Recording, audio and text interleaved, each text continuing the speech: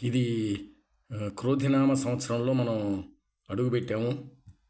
ఈ సంవత్సరం క్రోధాన్ని కొంచెం అదుపులో పెట్టుకోవడం అనేది చాలా అవసరం.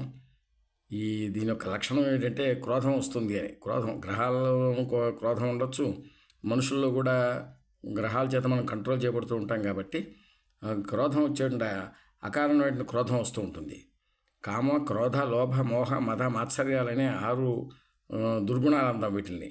వీటిల్లో కామం అనేది ప్రధానం. కోరికలు, విపరీతమైన కోరికలు, అనవసరమైన కోరికలు, తీరని కోరికలు, వీటితోటి క్రోధం వచ్చేటువంటి అవకాశం ఉంటుంది. అయితే క్రోధం వచ్చేటువంటి నష్టం ఏమిటో కనుక తెలుసుకుంటే మనం క్రోధాన్ని కంట్రోల్లో పెట్టుకునే అవకాశం ఉంటుంది. క్రోధాద్భవతి సమ్మోహాత్ స్మృతివిభ్రమ, స్మృతిభ్రంశాత్ బుద్ధినాశాత్ ప్రణశ్యతి. క్రోధాద్భవతి సమ్మోహ. క్రోధం వల్ల సమ్మోహితం అవుతాం, అంటే క్రోధానికి వశలం అయ్యి మనం ఒళ్ళు మర్చిపోతాం అన్నమాట. సమ్మోహ స్మృతిభ్రమ, దానివల్ల మన ఒరిజినల్ స్వరూపాన్ని మనం మర్చిపోతాం. సమ్మోహ స్మృతిభ్రంశాత్ బుద్ధినాశం, దానివల్ల బుద్ధినాశనం అవుతుంది.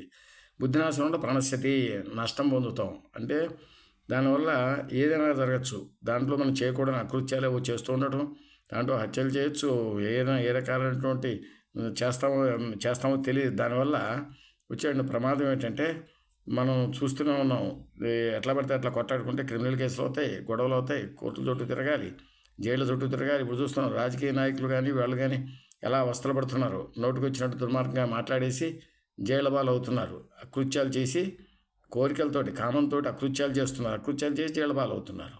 అందుకని అంటే క్రోధనామ సంవత్సరం అందరూ కూడా క్రోధాన్ని అదుపులో పెట్టుకుని కొంచెం శాంతాన్ని అలవరుచుకుని ఉంటే కొంచెం సుఖంగా జీవించడానికి అవకాశం ఉంటుంది. ఓం తత్సత్.